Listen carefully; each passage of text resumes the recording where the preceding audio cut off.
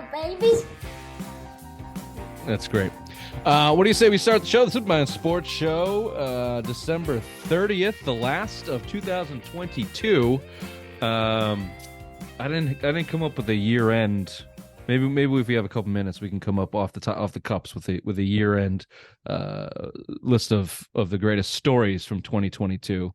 I've had very little time, so I apologize for that. Yeah, why don't we do some? What's up with that? Where's your time going? I'd rather not discuss that. Is that because you're the president of the Mac Jones fan club and you've been getting a lot of hate mail? I do get a lot of hate mail. I can neither confirm nor deny where it comes from. It's not from my mother because she's been very happy the last few weeks, so it's not from her. Oh, I know she has. Trust me. Bobby, why don't we start with you on your opening takes? Yeah, my opening take, I have a slight get off my lawn rant. Playoff expansion. Don't need it. Let's look at it in the NFL here. Now the Jets, the Patriots, the Dolphins, the Titans are in a dogfight for the last playoff game. All teams, we don't need to see any extra games from. You look at the NFC, you get a bunch of other 7 and 8 teams, Packers. It's no teams that are going to provide us any good football. I could just be coming from being a spoiled Patriot brat that going to lose a wild card game doesn't excite me, kind of pisses me off. So maybe for everybody else that, get a team, get in the wild card and win. And that's exciting. For me, no. But sometimes less is more. And I think playoff expansion sometimes just doesn't do it for me. Wholeheartedly disagree with that. It's making the end of the season more exciting. So you can kick me off your lawn if you want. And you and I have a bone to pick with both of you, little crybabies about the Patriots, and we can get there. The whole show's basically gonna be about the Patriots, but fucking get used to wanting to get in the wild card and lose, because that's who you are now. You're not the Brady Patriots anymore. So stop asking for it and pray to God you sneak into the playoffs here for one extra game of football this year, because that's where you are. Raymond, opening take. Jayson Tatum is having an MVP campaign right now, but I'm a little worried. Christmas, him and Jaylen Brown combined for 70 points. Tuesday, they won up that and combined for 77. Yes, the Jays are the deal for the Celtics, but let's just hope they give them some rest days, because I don't want to be limping into the playoffs because Jayson Tatum is going for the MVP and playing out of his mind, is now winded. So hopefully Missoula can rein it in a little bit and have him have some off days or whatever, but it's too much right now for these guys. He's been playing some of the most minutes in the NBA right now as well. So I'd like to see that in check come 2023, start lessening his minutes. Yes, you're an MVP type player right now, but we need you for the playoffs. Kind of like the Robert Williams thing. Let's get these guys to the playoffs. Let's not put all our eggs in the basket in the regular season. Very good. I'd like to talk about the Red Sox. They made a major signing, a big splash this weekend. They've bolstered their pitching staff with 169-year-old Corey Kluber, two-time Cy Young winner Corey Kluber, and they do have a bevy of pitching. If you were to ask the front office behind closed doors, that's why they're looking to push Sale out the door as well. But on another note, I'd also just like to say some more somber news. We lost a member of Patriots Nation this weekend, a denouncement of the Patriot fandom from Dr. Big Mac, and it seems like he's leading the way in this category due to just the blatant disrespect and hatred for your young starting quarterback of the Patriots. And it just seems disillusional and dysfunctional. It's spread. It's like a disease. It's like a virus coming from the Matt Patricia-led nutsack offense into now reaching the deepest depths of fandom, the dysfunction from this Patriots team. And it was sad to see. It's a bit of a sad weekend. First that the denouncement of the Patriots from Big Mac, and now Pele. Well, I mean, what else could go wrong? How is that fucking boat just by yourself on that boat, that Mac Jones boat? Is it fun? Still afloat. See you in 3 weeks. Wild card weekend. So we'll be talking about that. Dr. Big Mac denouncing the Patriots. I'd like to get everyone's thoughts on that. We're talking about the Patriots still in the playoff hunt, believe it or not. Everyone around them seems to be crumbling just as bad as them. So welcome to the depths of hell. Jayson Tatum's MVP campaign. Let's geek out on some stats if we would. We'll need kind of an uplift after that Patriots talk, I think. So that'll be a nice change of pace. And then we'll dip it back down with the Red Sox update and finish it off with Simplest Minds of the Week.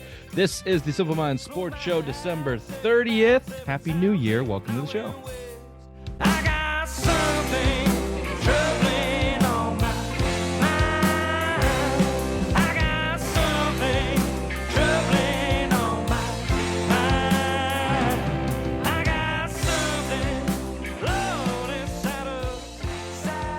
If you're watching on YouTube, you're welcome. If you're listening on iHeartRadio, we are the #1 New England sports show on iHeartRadio and the self-proclaimed #1 New England sports show on iTunes. Congratulations to us. Wherever you're listening, wherever you're watching, rate, subscribe, review, tell your friends, tell your mothers, and tell them about W Energy. That's W.GG for the hottest energy drink on the streets today. Go to W.GG and put in promo code Simple Minds for 15% off. I'm telling you, I'm low energy. I'm foggy brained. I don't really know what to do and where to go with this. But Big Mac denouncing the Patriots this weekend after a 22-18 loss to the Bengals. First time that score has ever been recorded in NFL history, by the way. It was just a little bit sad to see. You know, at some point it seemed like it passed the trolling. I know the messy thing was still in your craw. You know, you're really upset about that. And at some point it just seemed like there was a true push away from the table as a fan of the Patriots. And it makes sense. And I chronicled here your little history of Patriots fandom. Nice. If you didn't know this, Bobby, Ray is a outward hater of Drew Bledsoe, who was the last time the Patriots were good before Brady. And why then is that? Because he sucks. He's I would take Drew Bledsoe over Mac Jones right now. I just didn't like how Drew used to sit in the pocket. Yes, he would account for a lot of yards, but he would have like a lot 12. A lot of boneheaded plays. No, I was a little younger than that, Bobby. Why are you letting your 8-year-old opinion fashion your now adult opinions? It's just something that Rich holds on to. No. Rich holds on to something. If I can get Rich in a conundrum like I have right now, because he's all alone in this little fucking I love Mac Jones, and you guys are all buttheads because you guys are throwing this team away. So Rich, what he does, and I bless him for this because he's been doing it for such a long time. And I know how he rolls. He just grasps at whatever he can to throw in your face and make you look stupid to make him feel better. So, hey. It's classic Rich. Okay, obviously. But you also just admitted that you're doing this solely based off of spite, which is what pissed you off about the Messi thing. Look at how frazzled he is, even though I'm doing it right to his face in this segment. Just baffled by this. Let me get back to my point. A dear hater of Drew Bledsoe. Just by the way, if anyone didn't know this, Drew Bledsoe did go to the Super Bowl as a New England Patriots quarterback. And then you get Tom Brady, of course. Go figure, he loved Tom Brady. And then Brady left. Go figure, he hated Tom Brady. Now he loves Tom Brady again, and he hates Mac Jones, and in conjunction with hating Mac Jones, hates the Patriots again. He's went on the longest bandwagon ride many have seen in a long time, and he's not alone, I'm sure. The 20-year bandwagon ride as Patriots fans. Ray, you're leading the bus right now. Do you have anything to say? Is it fair? Is it a fair thing to do? Completely denounce this team? I didn't denounce it. You're just mad because Joe Burrow, the top 5 quarterback, probably top 3 quarterback in the NFL right now, I predicted would come in here and curb stomp the Patriots, and he did. But then in the second half, he let the Patriots back in to test his defense out to make sure they're playoff ready, and they still stopped him. So he's a first half. Wouldn't call that. He's a first half top 3 quarterback. He's a full game top 7 quarterback. Just openly rooting for the other team to win and mocking the mistakes and loss of your team, including a soul-crushing fumble to lose the game, and just responding with manic laughter. Yeah, that's a denouncement. So you've never bet against the Patriots before? No, scumbag. No bullshit. No, you're a soulless bitch. That's what you are? You're a soulless bitch. And you're off the bandwagon. You're not allowed back on. You're not allowed back on. Yes, and now apparently, to Rich's point, I'm going to be a Jets fan for some odd fucking reason. I'm a Jets fan. Oh, okay. I'm a Jets fan. Okay. That's about as logical as possible, and I don't feel like I need to, nor should I explain it. Yeah. I'd like to get back to this. I'm the one on the Mac bandwagon, on the Mac boat, which president of the Mac Jones fan club. Hasn't been the case all year, frankly. It's a very easy conversation to have about this Patriots team, the struggles on offense, and where Mac Jones lands on it. And it's been going on all year. Maybe that's why people are shifting. There's been this major shift of how bad Mac Jones is, and maybe it's his problem because it's the same fucking thing we've been talking about since July. You brought in Matt Patricia to run your offense, and it's failed miserably at every step of the way. No, it hasn't. No, it hasn't.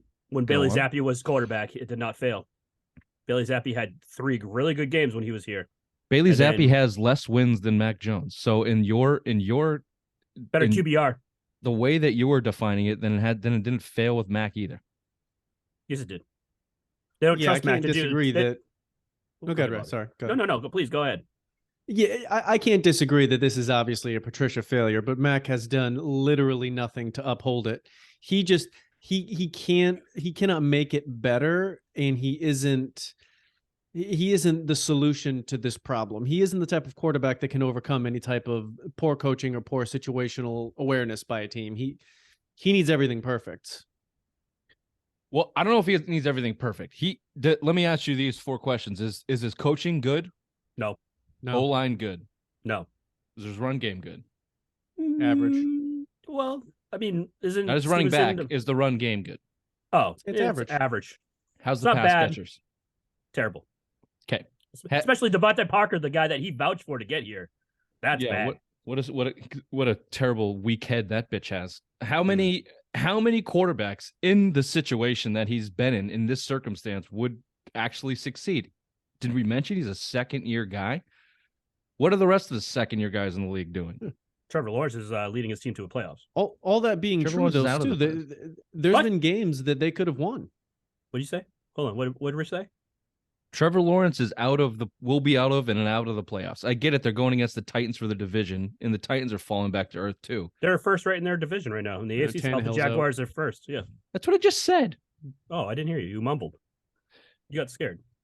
What was let me ask you something. Who was the coach last year for Trevor Lawrence? That would be Urban Meyer. How did he look? Rapey. Who's the coach this year? Doug Peterson. Super Bowl winning Doug Peterson. How does he look? Correct. Good. Okay. Anybody else you think succeeds under, like, how many times do we get belted over the head with guys drafted high as a quarterback? Well, you better go to a good situation or you're going to completely fail. That's the situation they put Mac in as a second-year quarterback. Bobby, you're not wrong. He's not the guy to elevate a team around him. I don't know what second-year quarterback is. Well, I don't think we've seen a second-year quarterback like that since Peyton Manning, who was like, even Andrew Luck sucked his first year. Frankly, Andrew Luck kind of sucked every year. I don't know. Sucked his first year. I don't know what quarterback at this age in this circumstance was going to do anything to make it better.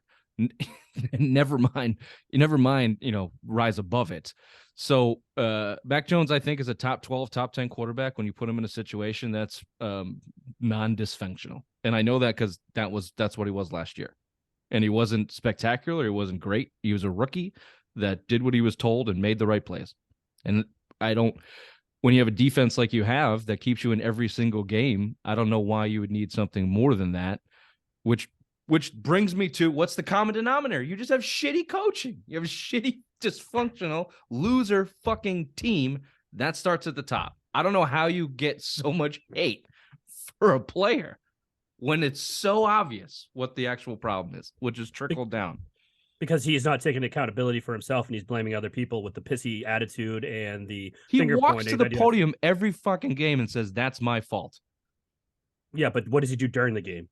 He yells at his stupid coaches that's not going to work. The last 3 games he's done it. And the entire nation's gone, Mac Jones is being a crybaby. And then he steps to the podium after the game and says, "No, it's my fault. We got to do better." And then he goes against Bengals, who should have blew them out, and runs around like he's fucking Lamar Jackson, hucking the balls over the ball. By the way, did that go 50 yards in the air for that touchdown? Crazy-ass touchdown? Just wondering, Bill. Wondering if that made it 50 yards in the air. The guy's been thrown under the bus more times than I can count this year by his own coaches and continues to go to the media and says, "It's my fault. I got to do better." And yeah, on national TV, he told his offensive coordinator, buffoon coach, to fuck off a couple times. So now he's a pissy little arrogant bitch who sucks. Mm-hmm. I just don't get it. And except for the trolling and, what else do we want to talk about? Because it's boring. It's just watching the games. You just watch the games. He just doesn't. If you watch other average NFL quarterbacks, they just make different plays than Mac Jones makes. Like, I just don't see him doing things that I see other quarterbacks doing just a lot. And it could be that I think he's lacking confidence. I don't blame him. I think there's obviously a big lack of structure, which is affecting his confidence. But for me, it's just always been about physicality. He's just a below average athlete.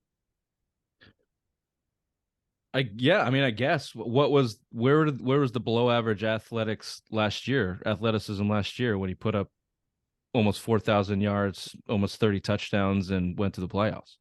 You had a team that was believing in the concept with Josh McDaniels running the offense. Oh, was that coaching there, Ray? Mm-hmm. Got it. And just a reminder who you brought in to replace McDaniels, Matt Patricia, who was ran out of Detroit with pitchforks and blades and fire because of how badly they hated him. Not as a football coach, as a guy, as a man. Fucking hate Matt Patricia in Detroit. Joe Judge was ran in New York after asking his first-round draft quarterback to QB sneak twice on second and third down instead of running an actual offense.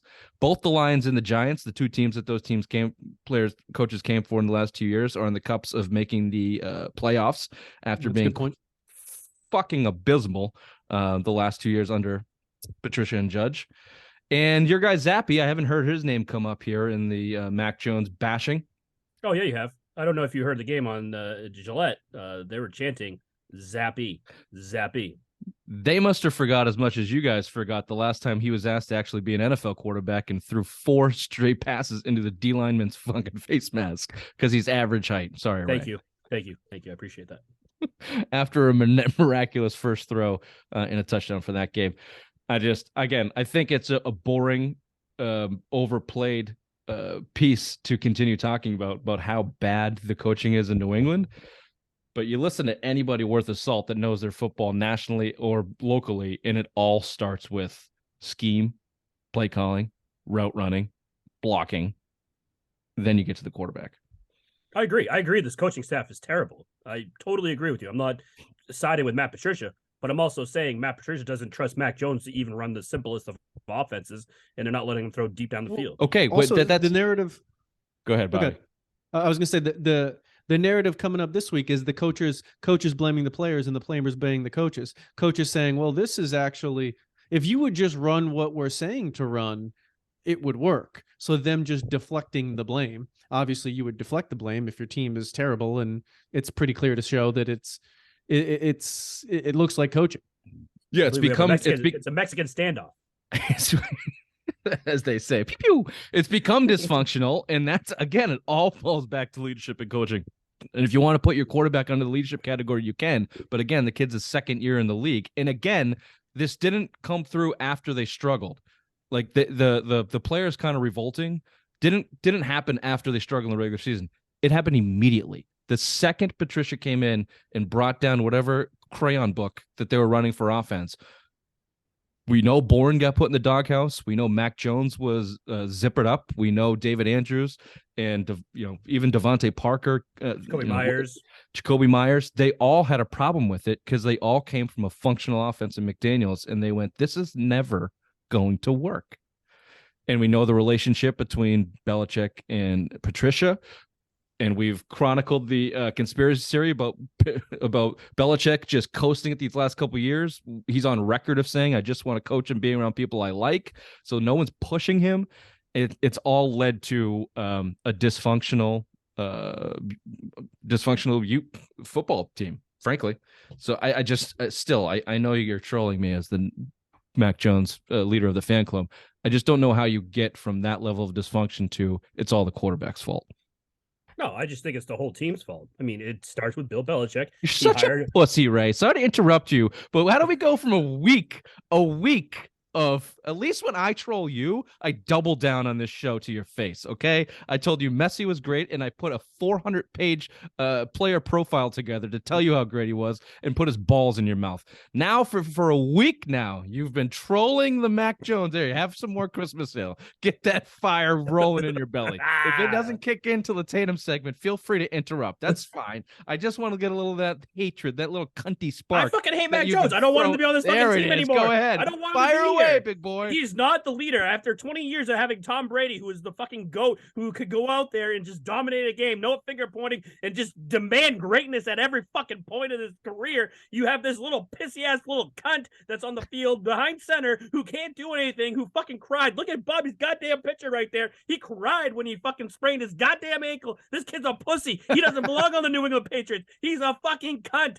Get him the fuck out of here. Send him to New York. Send him to Carolina. Send him to Indy where he's going to die as a quarterback. Fuck this kid and get him the fuck out of Foxborough. Dance, puppet. I think you're on the bottom of the screen. That sucks. Okay. Thank you, Ray. That's what I was looking for. That's what I was looking for. Just let your true emotions out, okay? We don't call you the obvious one at the bottom of the totem pole for nothing.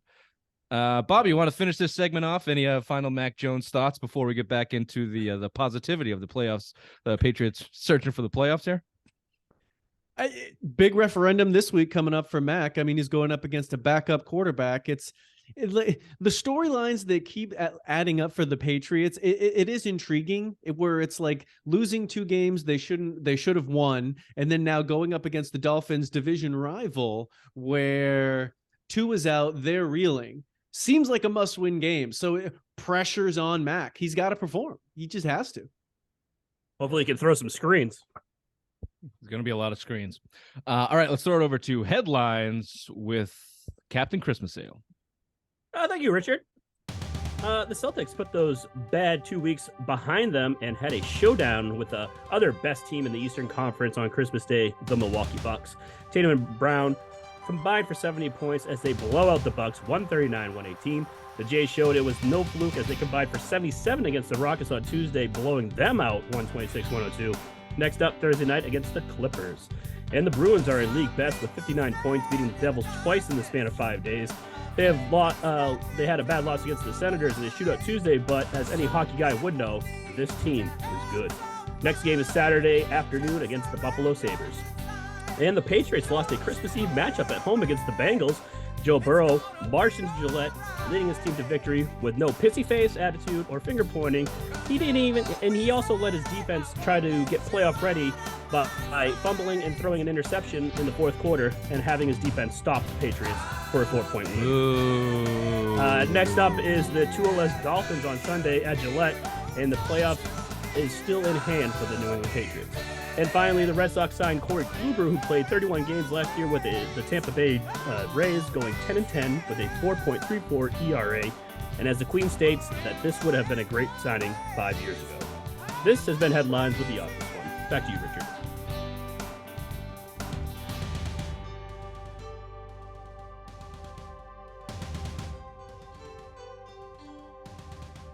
Terrible job.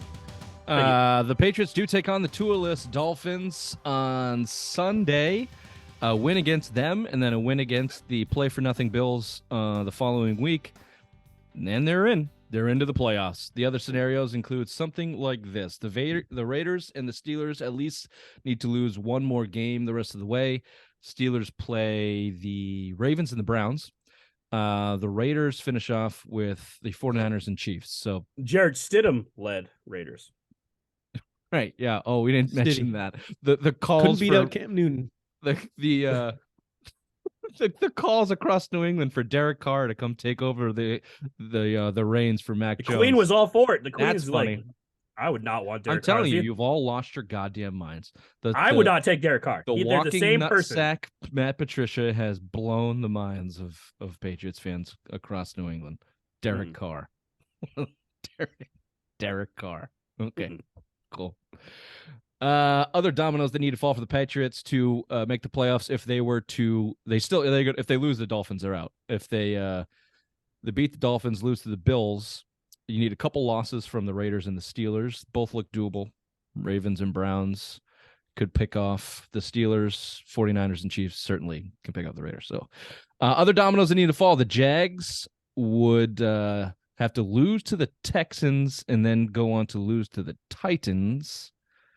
I don't know if that's necessarily true. The Jets. Yes, that is true because the Titans and Jags are like in a tie right now for record wise, but Jacksonville beat them in the first matchup. So if they lose to them and then lose to they'd have a worse conference record or the division record. So I that's see.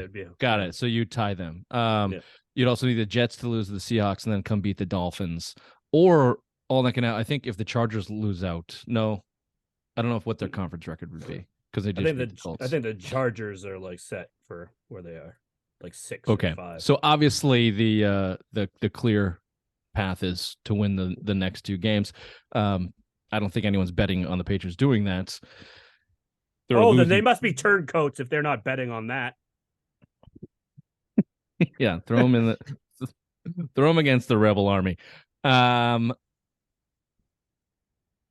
you, Ray. I don't think it's certainly not a clear possibility. Look, on the surface, should this team beat a Tua-less Dolphins team? Yeah. In the case Keenum-led Bills team, yeah.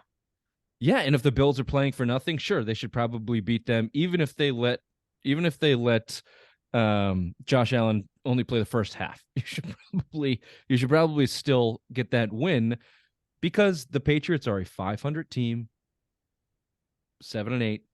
I know that's not technically 500, Ray. Shut the fuck up. Thank you. I was just making sure you remember that from last night. God, just see you next Tuesday. That's what they've become because of their dysfunction that we just chronicled and their just overall buffoonery. The last 2 games, I've never seen 2 losses as pathetic as that in a row. That Raiders one you'll never see again. Never. And then it was literally the opposite the next week. They go down again. They claw their way back. They're in the perfect position to salt the game away. And what happened? They literally had the gall to get you reinvested in that game.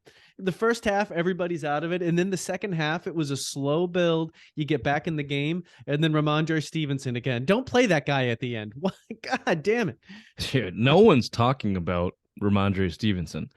He cost you those 2 games. He made the first lateral. He lateral.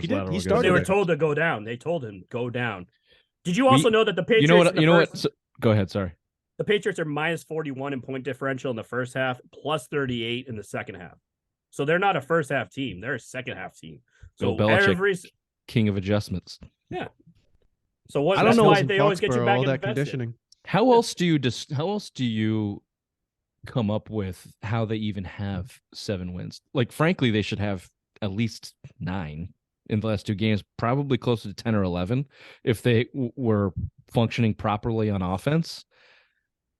Does Belichick still have just a baseline level of coaching in him to get him to that point? Or, their roster's talented enough to be a 10-win team.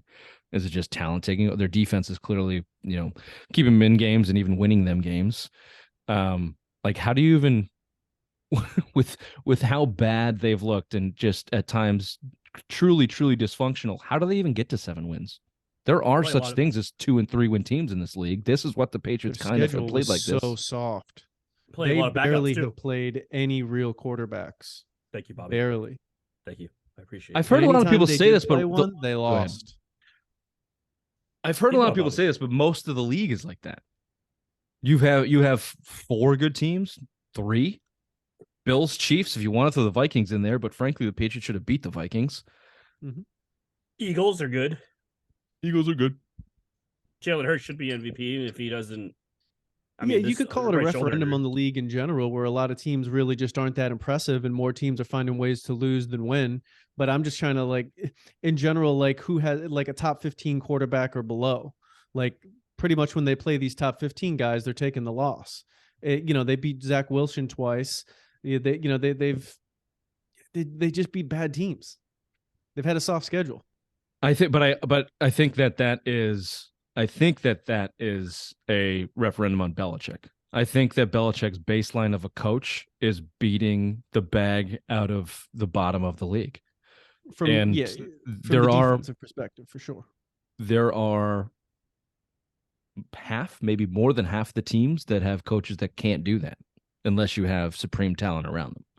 Right. So just to make a case for the value of Belichick as he is about to be eviscerated this offseason, completely eviscerated, I think the value of him is still 7 or 8 wins. Fuck, you got 7 wins with Cam Newton.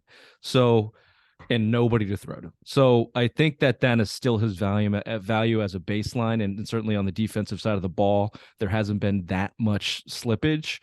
But case in point, case study 2022, offensively, New England Patriots football, not Bill's strength. Not Bill's strength. Okay. Is it should they make the playoffs? I think I know your answers, so go ahead. I say no. I'd rather have a fire under Kraft's ass that, once again, you're not winning a playoff game since Tom Brady's left in 2019 you didn't win, so 2018 is the last time you had a playoff win.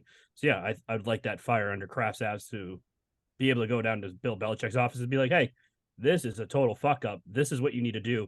Here's your new offensive coordinator. Whatever you want to do with Patricia and Judge, have at it, but they're not going to be offensive coordinator or defensive coordinator. Do something else with them. And oh, by the way, here's a quarterback that I want on this team, and this is how you're going to go forward. And his name's Thomas Edward Brady. I don't even think it'll be Brady, but I think he wants someone more reliable than Mac Jones coming on his 3rd year, who's looked like dog shit on his 2nd year. If it's not Brady, I don't trust Kraft to pick the next quarterback. Bobby, should they make the playoffs? Yeah, I'm torn. It's just, I'm torn between wanting them to lose so I can, feel vindicated for this shit season. But then also I want the team to fucking win. I want them to win. I want them to do good. I enjoy watching the Patriots win. So I'm torn between it. Ultimately, I want them to make the playoffs. And How fun was it last year watching the Bills just destroy us? It was terrible, but the anticipation up to the week was fun. The anticipation up to it was hey, maybe Saturday they can do something. This sucks. This is terrible. We fucking It sucked when they drew the Bills. If they had a different team that had been playing the Bills, that would have been a much better week. Who cares? This is, again, the spoiledness of Patriots. You want to make the playoffs. You don't want to be a team that doesn't make the playoffs. And the problem, and the reason why I disagree with your point, Ray, is writing's on the wall. First of all, even if they go out there and score 30 points the next 2 games, that there's not enough for them to say it's functioning and working. Kraft's already come out basically publicly or at least leaked that major changes are coming. Billy O'Brien's name has been linked to the Patriots already.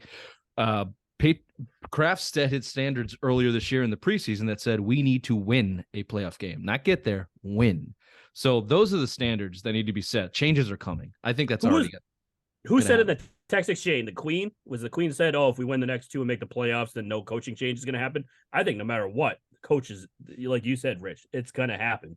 There's going to be some drastic changes in this coaching staff, in this roster. I think a lot of shit's going to happen regardless of what happens in the next 2 games. And if Belichick almost has the plausible deniability to say that there is no offensive coordinator title. Patricia could stay on, Joe Judge stays on, and then they add a coordinator. And technically that's not a coaching change. It's a coaching addition. And then just the duties are reallocated. So the way he sets it up by never giving a position, they could make the changes without having to say they made the changes. I think Mayo's gone. I think Mayo's going to get a head coaching job. So that's one position you're going to have to. It's been said too that he's over it because he hasn't been given the title. Yeah, he might. There's been rumors that Patricia gets moved back to defensive coordinator. That's not going to happen with Steve Belichick there. But he played a consultant role, played the Ernie Adams role, as a lot of people were calling him last year. Yeah, Patricia won't leave the organization. No. And he's free. He's free for the next. You can already see the spin. These guys were placeholders because Belichick and Nick Saban have a friendship that they don't steal each other's coaches, and Bill O'Brien had 1 year left, so they needed a placeholder before O'Brien came, blah, blah, blah, blah, blah, blah, blah. You can already see it happening. You can already see it coming, to Bobby's point. These guys aren't going to get blown out in spectacular fashion. Patricia and Judge will be on the staff next year, but they won't be running this offense. They won't be calling the plays. There will be a change, and that whether they make the playoffs or not is going to happen, because the Patriots are not going to make the playoffs through the offensive genius of Mac Jones and Matt Patricia. If they make the playoffs, it's because their defense is going to step up again. They're going to hold Tyreek Hill and that Dolphins team to 20 points, and they're going to muster up 21. That's it. And the Bills are going to lay down. That's the way they make the playoffs, and it's probably not going to happen. So, but I agree, they should. You should be a team that makes the playoffs, especially with 7 spots. You should be a team that makes the playoffs, especially we spent $50 million 2 years ago as free agents. You're not in that mode to be tanking. They should make the playoffs. It would be a huge negative referendum on this organization if they miss the playoffs this year. And it's about to happen. But if they can avoid that, I think that would be best. Really quick, before you get to the next segment, know how they were talking about doing 40 teams, having an expansion of 8 teams? This league is terrible with 32 right now. You have terrible quarterback play from the bottom half. Look at Russell Wilson. He's a terrible quarterback. Used to be an MVP type caliber player. And now you want 40 teams? I mean, the product would be so There's not enough bad. good players. No, you need almost like a minor league team. You need like a minor league to like bring it in if you want to make that kind of revenue, with adding 8 teams. Make a minor league team. Don't fucking bring 8 more teams to this league. Yeah, spreading the talent across that much is probably not a good decision. And I understand what you said, Bobby, off the top in terms of like adding these 500 teams to the playoffs, and you're probably not going to get a good product out of it, in a good game. I just don't. This is the second year that we've gotten this extra playoff team. Are you going to be? I guess it would be a surprise, sure. But if Aaron Rodgers sneaks into the playoffs and somehow pulls a rabbit out of his hat and goes into who's got Philadelphia. Yeah. Philadelphia's not proven. Right. And Jalen Hurts is hurt right now. Yeah, that's different. That is Aaron Rodgers, who's in that low seed. So it's, you give him that different, he has a different level of credibility than, the 7 seeds in the AFC. So it's just I wouldn't be surprised if that happened. No. Yeah, I can see that, but I just think for the league, like we've been talking about, Titans and Jags are now in a divisional race. I understand that's not as sexy as you'd like it to be, but for fucking Jags fans, for the NFL to get some peak out of that Jacksonville market, they like that. And eventually, Jacksonville has a market. That's 7. Yeah, it's a farmer's market. It's full of tattoo artists and heroin fucking meth dealers. I just think eventually that 7th team is probably going to have 9 wins. They're probably, there's no 500 team anymore. There's too many of them fighting for it, playing each other for the 7th seed not to get 9 wins. So but look at the NFC South too. They could have a losing record. The division winner could have a losing record. That's the most pathetic referendum. Right? We've used referendum a lot, or I have this. You guys have been using big words, and I've been very proud of both of you tonight. Fuck you, Ray. You're supposed to be making me cry. This is 2 weeks in a row. You've been dumbass. To make me nice job using big words, douchebag. Anyway, I think it adds an excitement on the lower end of the spectrum for playoffs and the higher end. You only got 1 bye week now, so teams can't take the last 2 weeks off type of thing. I think it makes your end of your regular season more exciting. And yeah, maybe it diminishes a game in that wild card weekend.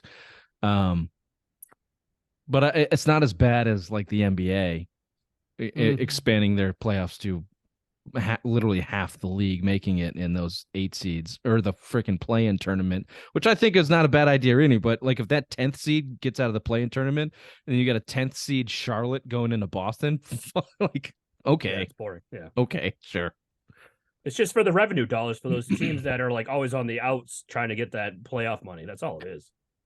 It is. There's always adding more games to get more money. It just, the more isn't better. I mean, I sometimes I think less games makes it. That's what makes football so great. There's less games, so every game is so important, and that's why for me, I think like NBA, MLB, there's just too many games, and you watch sports, you could tell when games don't matter. Playoff basketball and playoff baseball is great, But you can't tell me that the players care about a random Tuesday away in August for baseball. No, they're even. I mean, NBA certainly they're even throwing games away.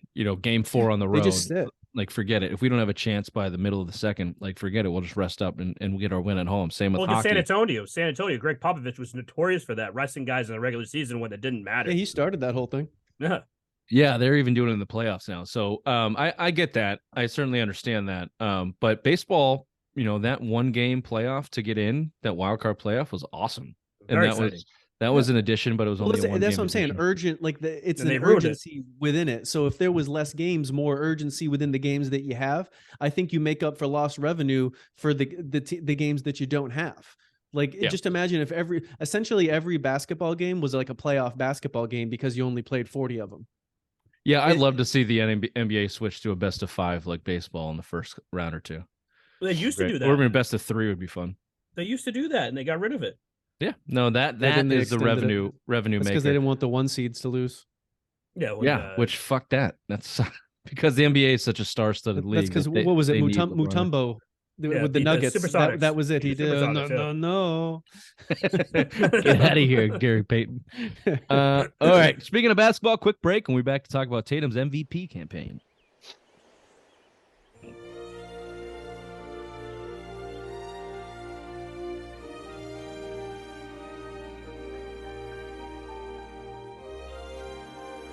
I don't remember what I was just gonna say. Nope. It left. It's gone. Jayson Tatum's MVP campaign. I'll geek out on some stats here.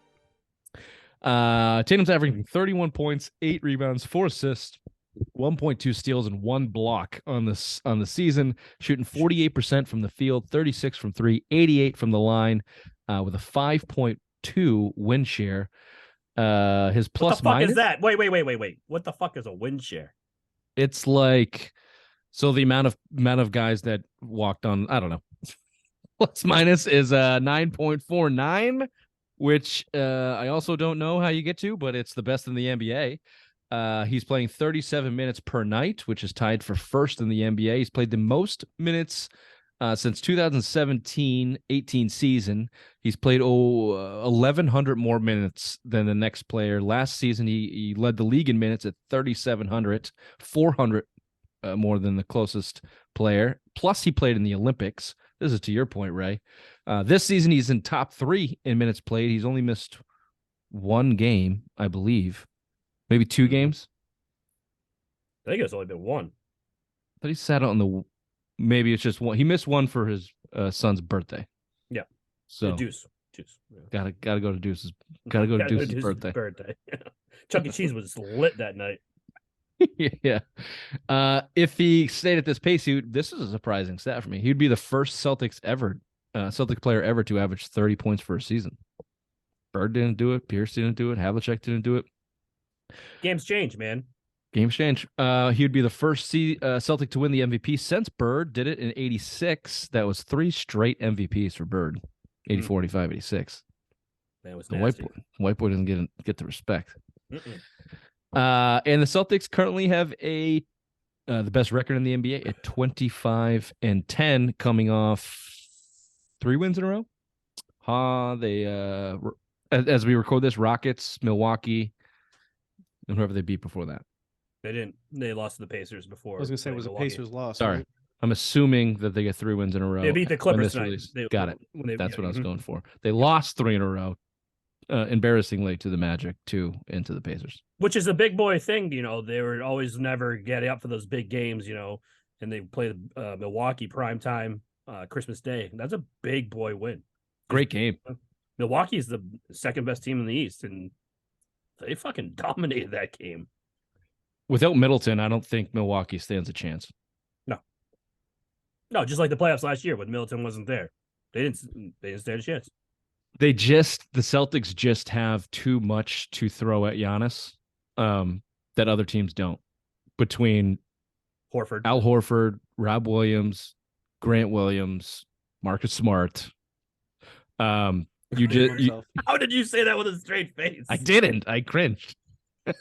That's the DPOY. Sorry, DPOY, Marcus Smart. Thank you.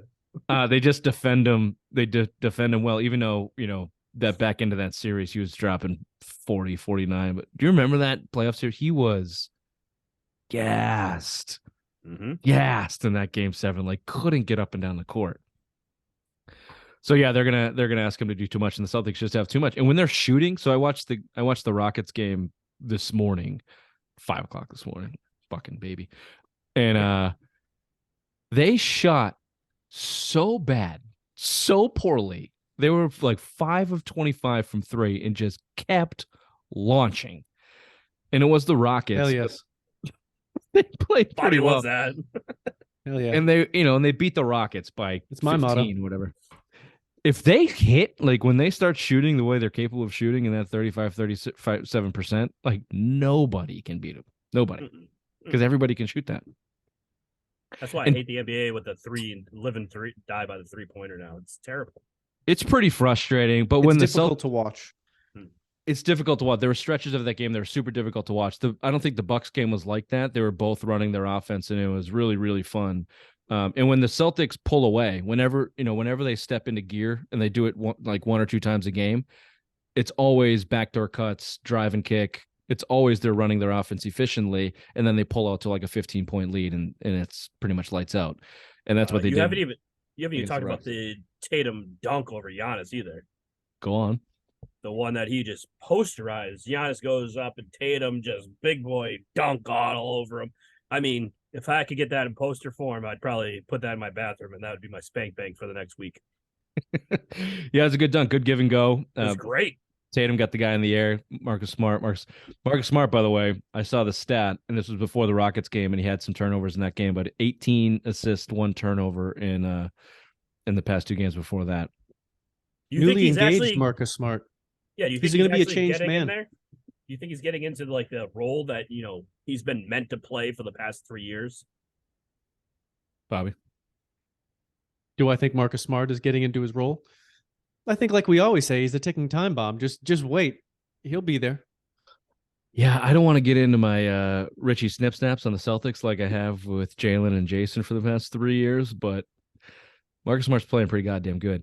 And I watched, again, Rockets game is the closest thing in my mind. And he gave up open 3 after open 3 after open 3 to kick to 2 other guys. Maybe he's figured it out. Now, when the pressure cooker's on, these guys have reverted back. So we'll see how. He has a great skill set to do what you're saying. It's just whether or not he can mentally continue to do it. I mean, he has the ability to be a great player. I mean, he is a good player when he plays his game. Yes. Maybe his ego has checked finally, and to the point where Jayson Tatum is literally leading the league in MVP votes. So he's like, okay, I guess I'm not the best player.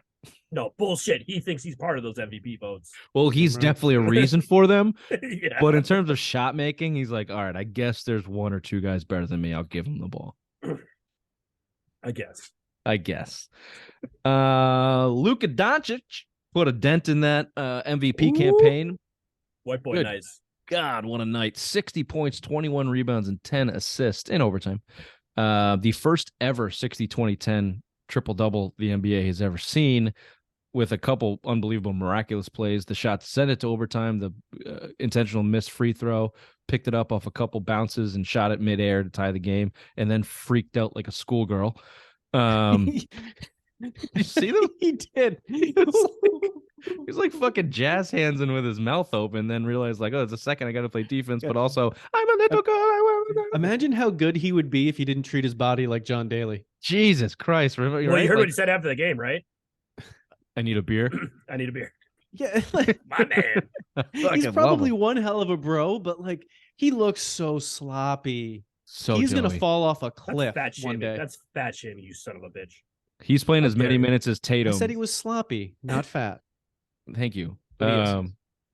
See, Ray, you're very put together, but thank you. Good. I'm not sloppy. I'm just fat. Yeah, you're like the opposite. No, I'm not sloppy, just fat.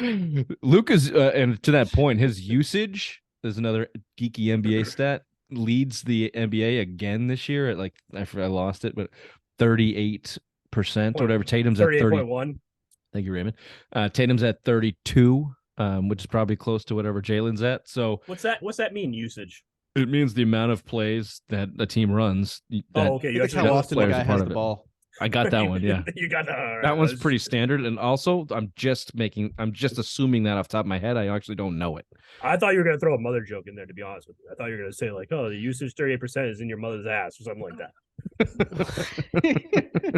That's where I thought you were gonna go with it. So I was like setting you up like the Dwayne Wade alley oop to LeBron. I was giving that to you. Yeah, I only trust 38% of my bones to get in there because it's proven diseases start leaking in at 40. So there we go. Thank you. Yep, you got it. Luka's averaging 33, 8.7 and 8.8 on the season, 50% from the field, 35 from three, only 74 from the line. It has that infamous 6.5 win share. The win share we all know about. Nope, no, everyone knows about that. That's very big. That's high, big. The other guys on here, if you want to talk about them, Giannis, Jokic, are the other guys in the MVP contention. If you want to put Embiid in there and Steph Curry, Steph's hurt. Fuck him. Fair enough. Okay. I don't know. It looks like it's becoming a two-man race, but it's only December. So, quick question: do you care? And should Tatum care? Do I care? No, because I want banner 18. Should he care? I'm sure there's a little bit of money that he's going to win in his contract that says if you win MVP, you get X amount of dollars, just like the first team NBA that he got butthurt about. So, yes, he probably cares about this whole MVP thing. It's $300 million he lost. I'd be butthurt about it too. Bobby? Yeah, I would think he cares. I mean, you would want it's just like if you're a player at that level, it's an accolade that you would want. You shouldn't like play your game to get that. But I would think that if his goal is to win a championship and he's the best player on the teams that win a championship, then he should probably be the MVP. So it's just recognition for his game. So he should want it. Like, I mean, NBA MVP isn't like something that I'm like following specifically, but yeah, I'm sure Tatum wants it. Yeah, I'm the same way. From a greater perspective, him winning the MVP helps your team in the long run with free agents or people that want to sign. It's also a recognition of the best player on the best team, which should give you the leg up in terms of winning a championship. The best case scenario, if you want the Celtics to win the championship, because I think they announced these awards before the championship. They give him out in like the first series, right? Of the playoffs. The best case scenario is if he gets boned and then you light a fire under him. And then he gets NBA Finals. Also, the best case scenario. That's what I want. Then you get the Paul Pierce Award. That's what I want. Yeah, then you go do the Paul Pierce thing and win the NBA Finals MVP. So, yeah, that's your best case scenario. But the only thing that I would worry about is if he is fixated on it, you got to cut those minutes down. To your point, Ray, you got to start. You got to start load management. Yeah, come the terrible teams, like the I don't even know who's terrible in the NBA right now. Hornets. The Hornets are so bad. Well, it's because Glass Gordon's there, of course. There are some bad teams. However, like if you're taking a good close look at Tatum, like if you were to do this in a sexual way, he jacked, ripped. Like, so you're talking about the midsection wise, or are you talking whatever arms? Whatever gets you on, man. Whatever gets it going for you. He's got it going on. How's that brown eye? Sticky. Quick afternoon delight, and I'll be right back. Sky rockets in flight. Woo! Afternoon delight. Whoop. You guys have it, I think. Afternoon delight. I don't know, Ron. That sounds kind of crazy. Bobby doesn't like that.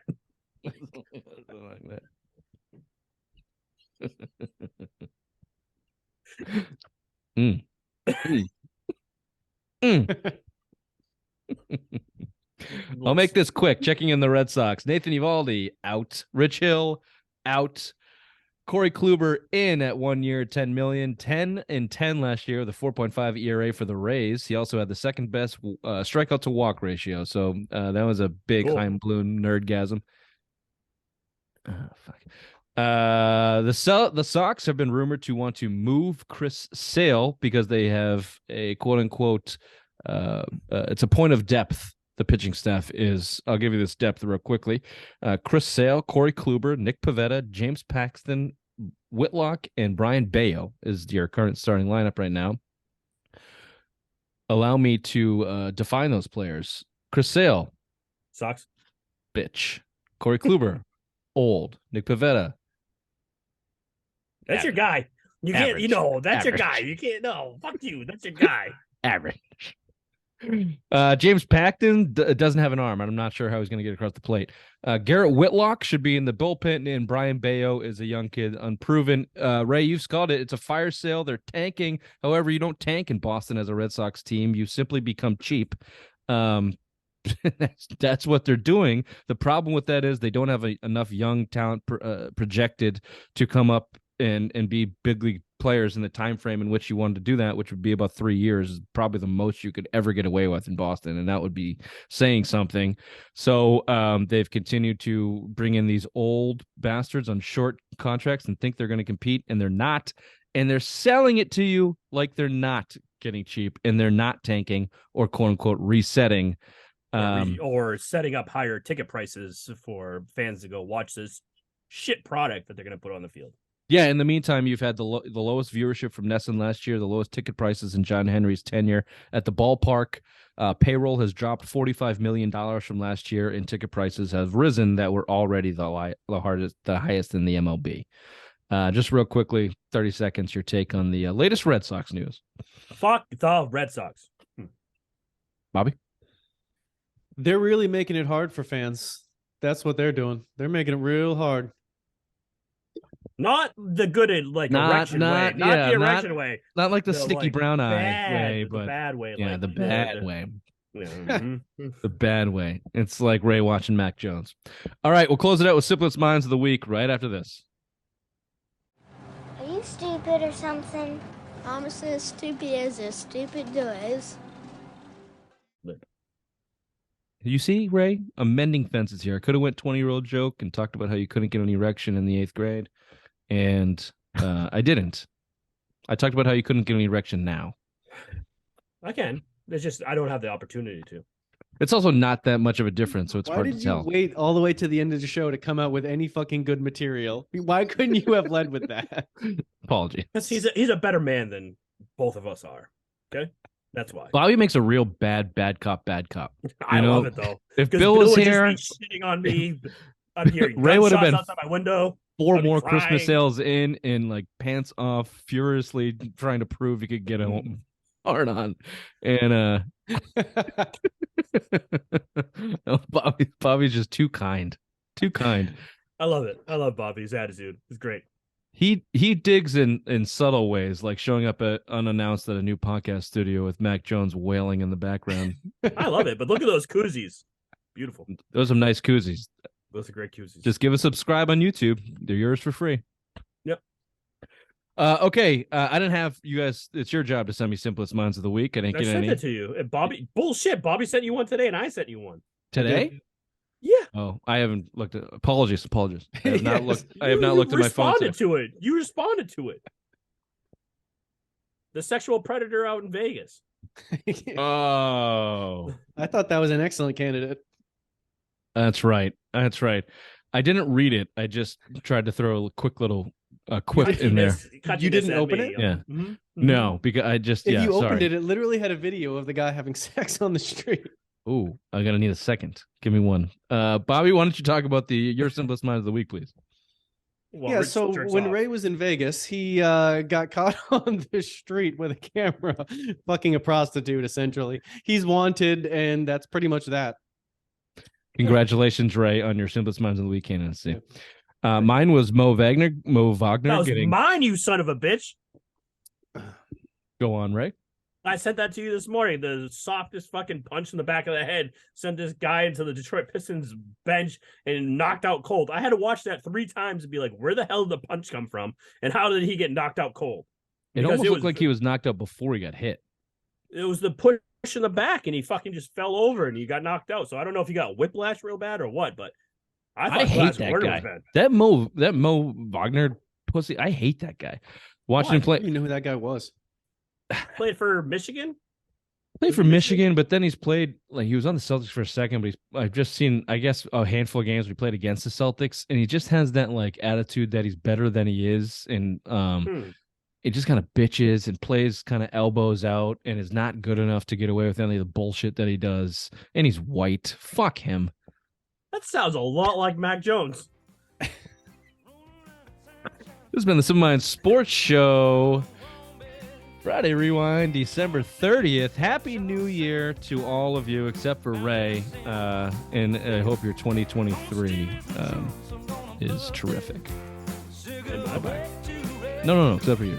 Oh, except for bye-bye.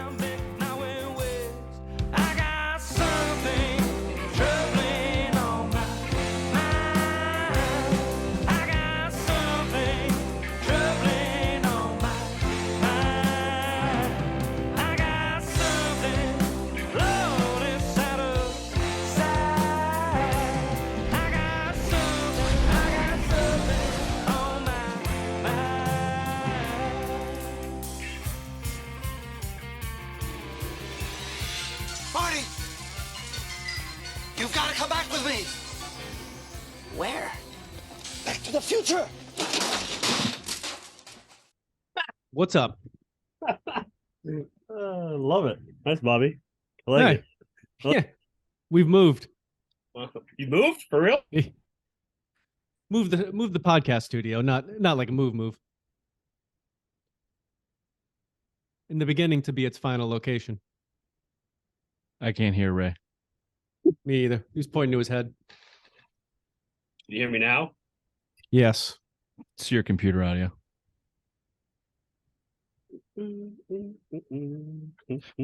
Great start for Bobby.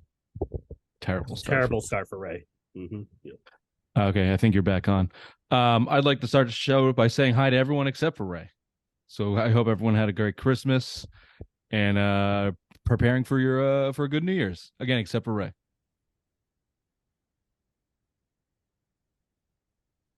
Cool. No. I don't know what you want me to say. I don't want you to say anything. Okay. Very good. I'd also like to say RIP to Pele. Yes.